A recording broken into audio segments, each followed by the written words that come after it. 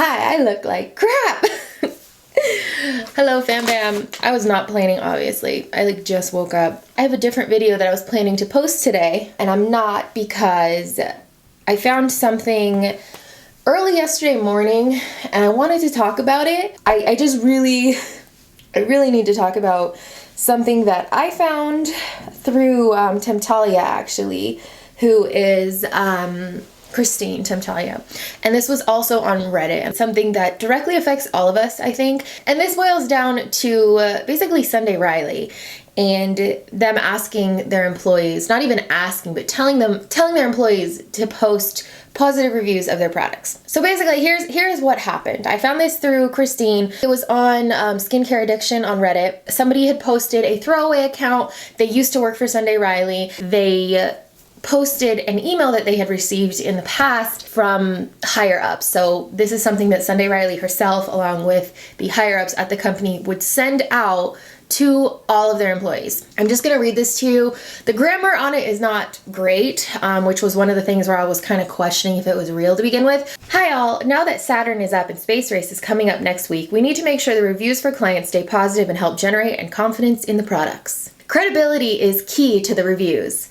If everyone could write at least, this is like important, at least 3 reviews for Saturn over the next week and some for Space Race the week after, I would encourage you to create profiles as soon as possible and write a couple of reviews on makeup, hair, or nail products to build a profile history. Please make sure to follow the guidelines for VPN, as this is essential so the reviews don't get traced back to our IP address. So basically, the higher ups at Sunday Riley are telling all of their employees to post at least 3 reviews on different accounts. So make 3 different accounts. Post reviews for... Come downstairs, Mom. Why? Because I was going to show my candy with... Oh, okay. Violet just went to Peter Piper Pizza. Look at... Look, show me your tongue. Okay, I guess we'll be right back. I have to see her candy. Oh, you want to see your tongue in the mirror? My face is green too. Yes, you have like a green beard. Okay, we'll be right back. Okay, sorry. It was a pixie stick, if you were wondering what type of candy I was given. Basically, they're sending out emails to all of their employees telling them to write at least 3 reviews on accounts that look legitimate, so that you're not going, oh, well, you just made this account just to post this review. No, they want them to do reviews on different products that are not related, because they said makeup, hair, and nails, not skincare, so that it seems like they are a real normal customer. The next thing they do is that they give actual instructions on how to review, not just telling them to review. They tell them exactly what to say. When reviewing Saturn, please address things like how cooling it felt, the green color, the non-drying mask effect, radiance boosting, it got rid of your acne after a couple of uses. I hate this. This line in particular makes me so upset because acne is something that is so personal. Lying about that, I don't like it. I don't like that. Lying in general on all of these is awful, but if it's, oh, I really like the eyeshadow color, oh, I really liked how nice it felt, whatever. But when it talks about getting rid of something that causes so many people to have serious self-confidence issues, it's a different level. The biggest points of difference for this mask and other acne masks is how the mask increases radiance and doesn't dry out the skin like all other acne masks do. All other masks. Yes, baby? I'm taking a nap. Okay, I love you. I'm in the camera. Give me a hug. Wash your face before you please take a nap, okay? I don't want to. I don't want to. It's so gross. After all this, after saying all these things about how the mask is, what it does, how it helps with acne, they go on to say it helps to make yourself seem relatable. Like, you know how hard acne is and you've tried everything, and this one actually works. Or mention things like, yes, it's a little more expensive, but works incredibly well compared to the cheaper masks out there. Let's not only pretend that we're not Sunday Riley employees, but on top of this, like, pretend like, oh, I know how it feels to have acne. I know. Spend the money. If you need any help coming up with things to say, feel free to ask myself, Sunday, or Addison. Sunday is the owner of the company, the namesake of the company. As reviews come in, read them too. If you notice someone saying things like, I didn't like X about it, write a review that says the opposite. The power of reviews is mighty. People look to what others are saying to persuade them to answer potential questions they have. So not only are we going in pretending like we have these problems, pretending to be a normal person to persuade people to buy a product, but we're also going to, if someone says they don't like something, post to neutralize it. Post something that's the opposite to neutralize that bad review. And I don't know if you caught it before, but they also make sure everyone has a VPN on, which makes it so that you're not traceable. They take away the IP address. It doesn't seem like they're all coming from the same source. There's just so many things here. And look, I know that fake reviews are not anything new. I'm well aware of that. I'm well aware of like Amazon, for example, and how a lot of reviews, they had a huge thing a couple of years ago, or last year, I think it was a couple of years ago, where people were paying for these positive reviews, and then they had to make it so they had to say that they were sent the product or they received a discount, those type of things. And I know that this is commonplace, but just reading this and reading how specific they are and how multiple reviews, and this is all from inside the company, it really, really bothers me. So this all came out on Reddit. It was posted by a former employee of Sunday Riley who had she had a throwaway username, and she also posted some, I think it's Glassdoor, I'm like forgetting right now, I'm sorry, Glassdoor posts where people talk about that have worked for Sunday Riley, and all of the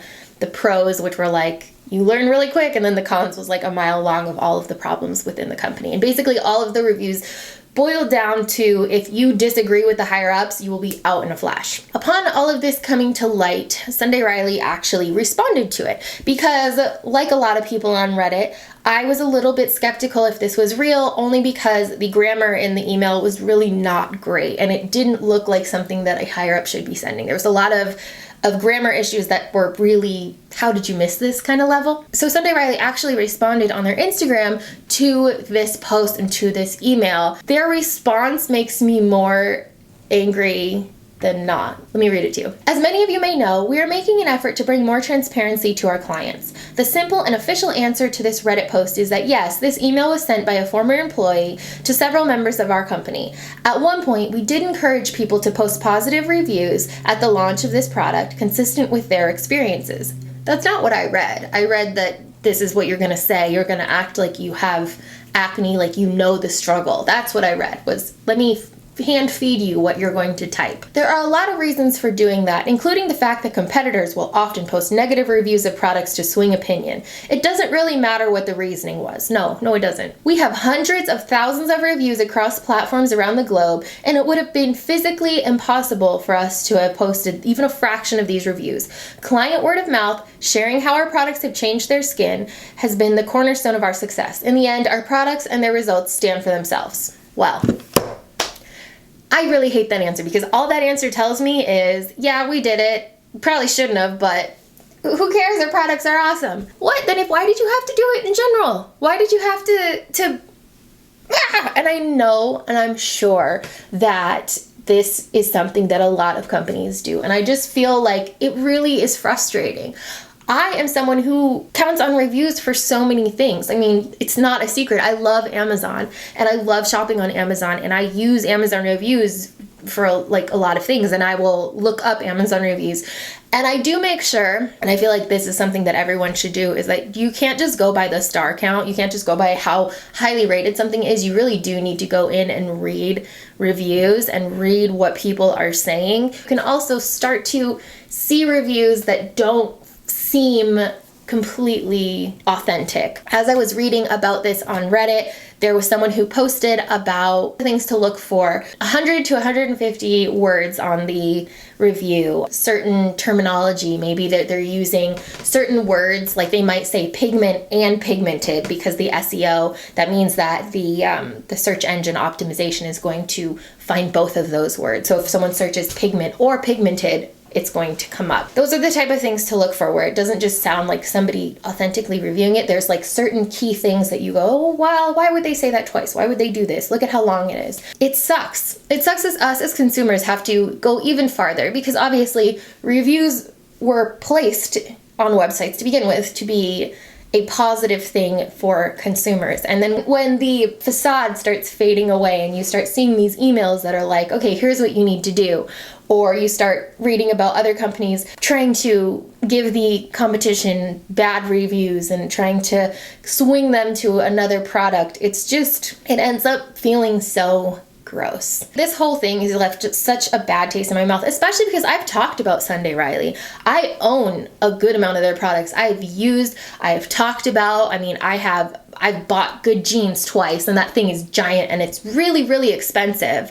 I have a full-size Luna. I bought the Space Race kit with Saturn and UFO. I bought UFO twice. I've had good experiences with their products, but it doesn't matter to me now because it just makes me feel icky. I just wanted to post this video because I just really needed to talk about it, was the main thing. Obviously, I know that Sunday Riley's not the only company doing this. We live in a society right now where cancel culture, they're canceled, I'm done with them, I'm never using them again. I get that entirely. I'm actually more irritated at their response to all this being like, yeah, we did, but our products are a bomb, so who cares? Because that to me makes me more irritated than anything. I really would love to know how you guys feel about this. Like I said, as a consumer, when this stuff comes to light, I'm glad it comes to light because I think it's important because it's just crap. But I really would love to hear what you guys think about this. Your thoughts, all that, leave it in the comments. I will, as always, be reading every single comment,